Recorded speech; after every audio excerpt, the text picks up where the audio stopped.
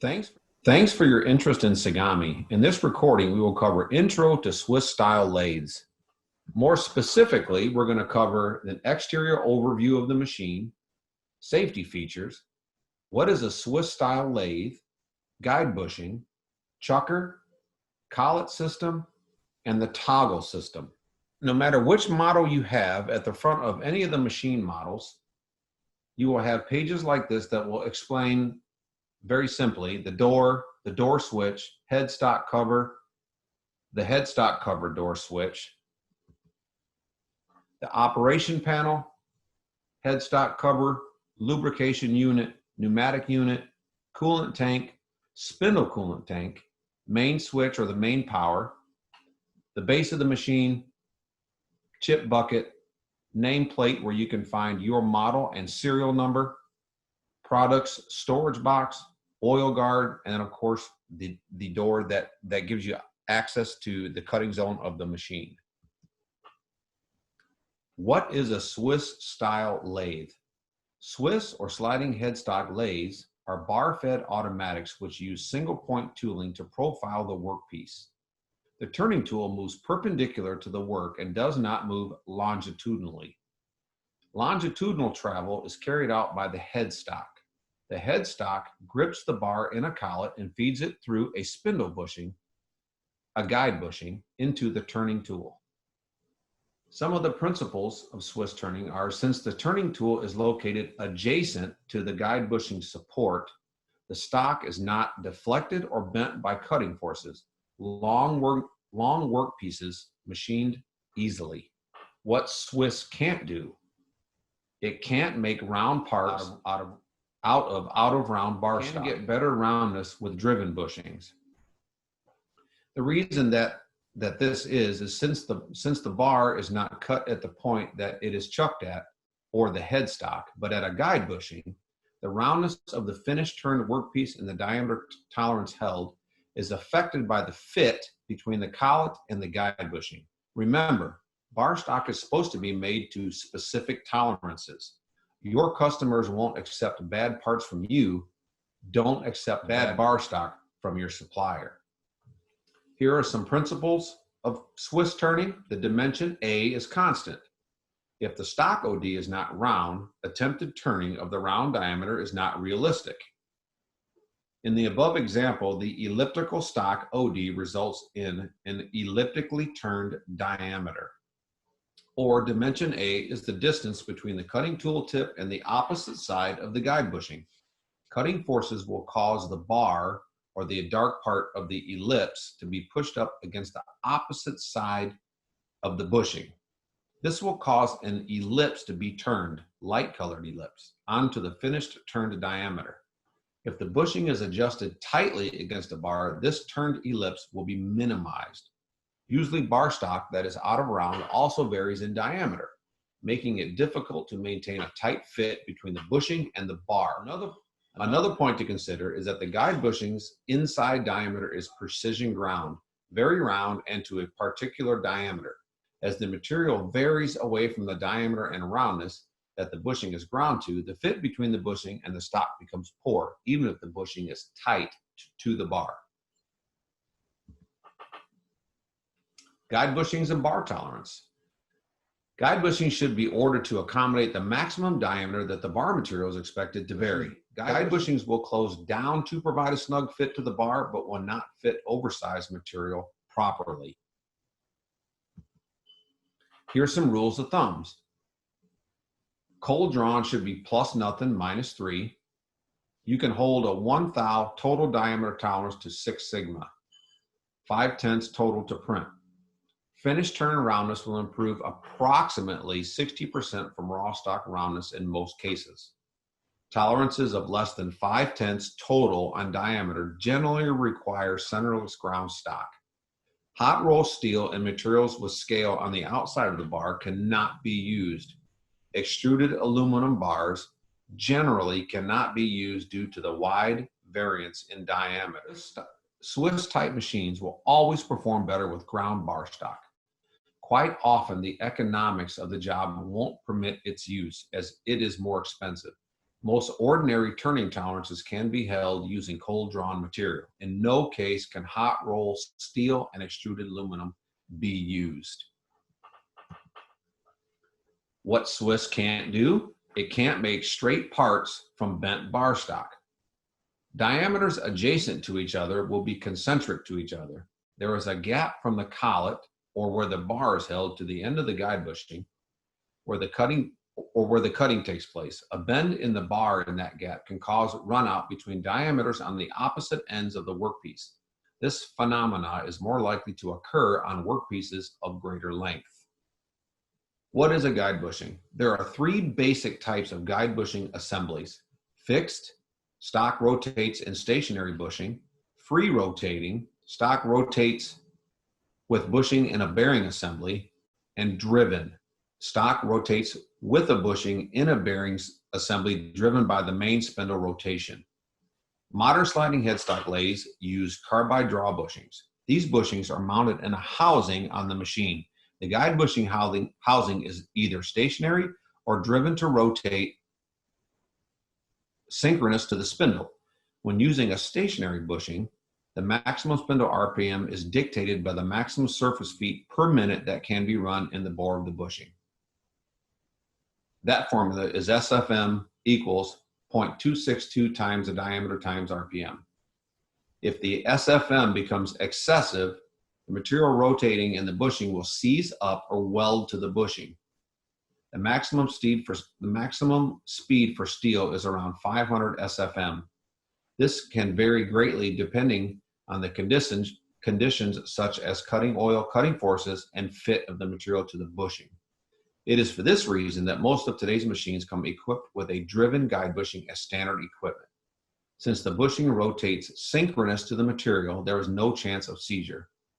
Guide bushings are similar in appearance to a draw-type collet, such as a 5C. The body of the bushing is made of steel. It has a bore on one end, which would coincide to the bar diameter. The bore is carbide lined to prolong its service life. The bushing has three equally spaced slots, which run from the bore down the body for about 2/3 its length. These slots allow the bore to be closed down or adjusted to the bar diameter. The heel end of the bushing is threaded. Tightening the adjustment nut draws the bushing back into the adapter sleeve against its taper, thus closing the bore around the bar. The guide bushing does not grip the bar like a collet would. It is usually adjusted so that there is a snug sliding fit between the bushing and the bar. Collets and bushings are available in 5/10 increments and round sizes. They are also available in hexes, squares, and special shapes. Guide bushings for non-round material are made entirely from steel and would have no carbide lining. Round guide bushings are also available lined with meionite or cast iron. Meionite bushings are useful in stationary applications where seizing is a problem. They are sometimes used in driven applications to prevent the scratching of ground and polished bar stocks. Adjusting the electronic driven guide bushing. Move the main spindle to the stroke retraction end where rotary guide bushing is attached. Press the emergency stop button. Remove the screw A, M6 by 0.25, one piece, and remove the cover B. Remove the screws C, which are 3 pieces of M5 by 14, and move the sleeve to the advanced end. Loosen the set screw E, M6 by 10. Adjust the clearance of the guide bushing by rotating the nut G with the 2 pins spanner wrench. Loosen the set screws E, which are M6 by 10 millimeter, one piece, and lock the nut G. Retract the sleeve D and connect the cap nut H and the screws C, which are M5 by 14, 3 pieces. Mount the cover B with the screw M6 by 25, one piece. What you see here on the screen will also be in every machine manual of every model of the machine we sell. So if this doesn't make sense, or if you want a more detailed view, you can look in your machine manual to find this as well. Sliding headstock without a guide bushing, or what we call chucker machining or chucker style machining. Lower quality, cheaper bar stock can be used, or near net shape parts can be auto-loaded for finished machining. Here's some advantages and disadvantages. Guide bush less, short pieces, 3 diameters or less. With guide bushing, short or long. Your bar stock for guide bush less. Accuracy does not affect part. Cold drawn can be used. Material cost is less. With the guide bushing, bar accuracy affects turn diameters. Ground bar must be used for tight tolerance. Material cost is high. On machine roundness, guide bushless, 8 microns, or with a static bushing, 1 micron, or 2 micron with a rotary bushing. The machine concentricities for guide bushless is 1.5 microns. It is 2 microns for a static bushing, 3 microns for a rotary guide bushing. And this is where, if your part lends to it, that the guide bushing really can be an advantage, is your minimum remnant length. For guide bush less, it would be 30 millimeters or 1.18 inches. Static bushing, 145 millimeters or 5.7 inches, or 180 millimeters and just over 7 inches. Types of guide bushings. Carbide line guide bushings are the most popular choice, offers the best wear resistance, longest life, and best rigidity. Also available in extra precision and extended land. Carbide bushings can cause peeling of softer materials, leading up to buildup and seizure. And the bulk of all guide bushings sold are carbide draw bushings. These bushings offer the best wear resistance and are available in 1/10 increments. They can be ordered in decimal sizes or fractional sizes. Extra precision bushings are also available at no extra cost. These bushings offer better runout than the standard bushing. This tighter control over the runout is an important consideration when machining parts which have tight concentricity requirements. Meionite bushings resist welding and seizure, requires more frequent adjustment, can be run at higher RPMs in a stationary mount. Also, meionite bushings have a bearing surface made of meionite cast iron. These bushings are sometimes called magic bushings due to their ability to resist seizing up. They are often used on stainless steels and other alloys that have a propensity to weld to carbide. The downside to meionite bushing is that they wear a lot more quickly than a carbide bushing. And also, the third one is steel bushings. Hexagon bushings and other shapes are made from steel. Due to irregularities in these types of bar stock, roundness and concentricity of the finished parts are poorer than parts made from round stock. Steel guide bushings are also generally used for square and hex bar stock. They are also available for round stock and are less expensive than carbide. They are useless for stationary applications as they seize up easily. They don't wear as well as carbide, but for a size that is seldom used, they offer an economical alternative to carbide. When using hex and square stock, it is often difficult or impossible to hold tight tolerances on diameters and roundness.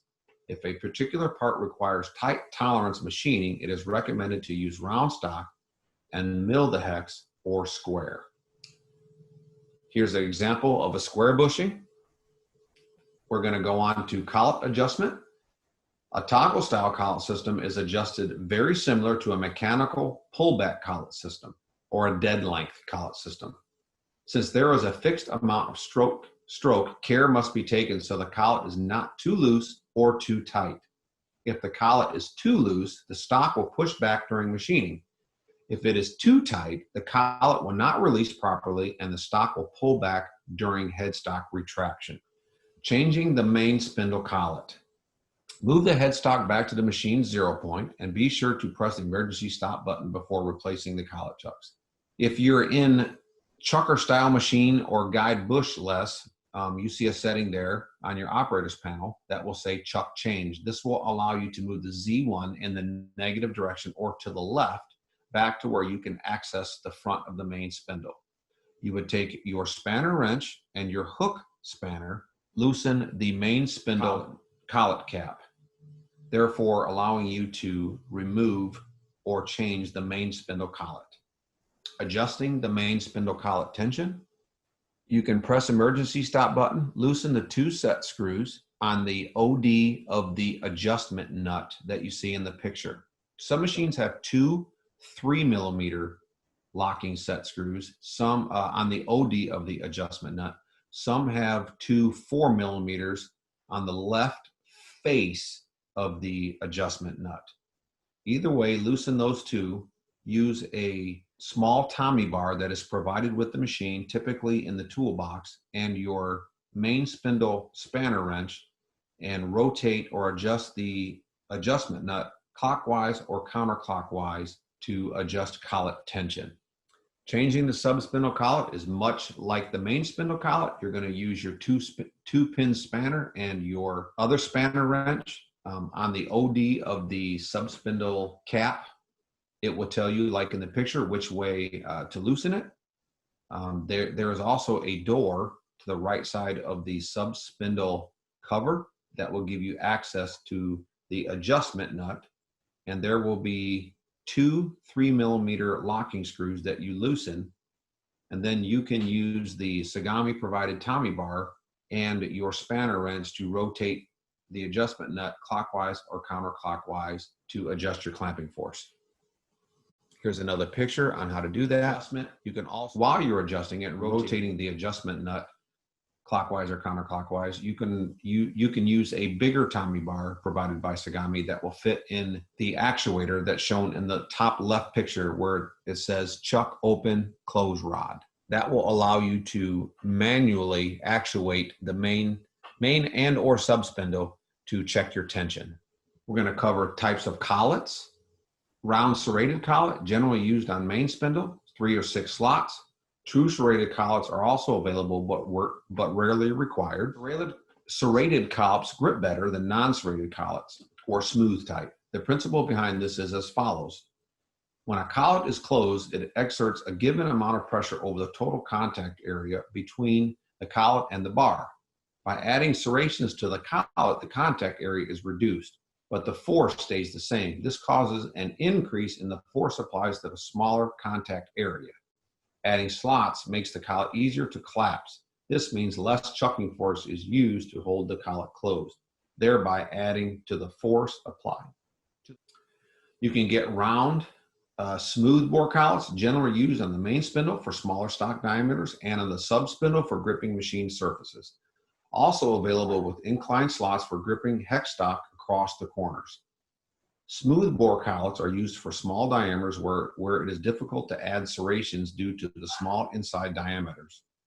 Smaller bore collets also have less surface area than do a larger bore collets. Again, this allows the same pounds of force to be applied to fewer square inches of contact, thereby increasing the holding power. Smooth bore collets are often used for the sub spindle side. The operations carried out on the sub spindle generally require less holding force. Since the part on the sub spindle is being held on a finished surface, it is usually important not to mar the surface.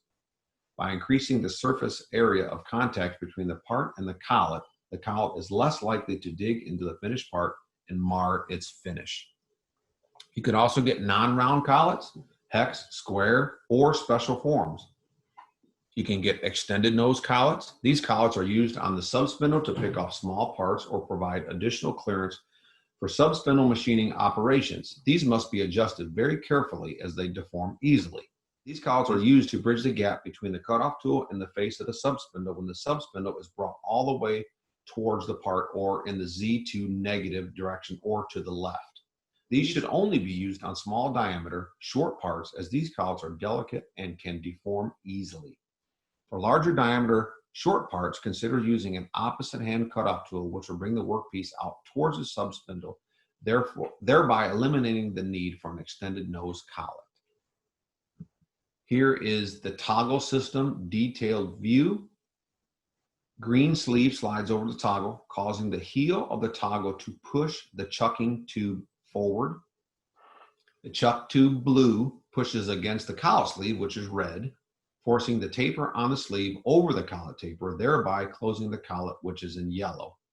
When the collet is open, the spring, which is brown, pushes the collet sleeve and the chuck tube back.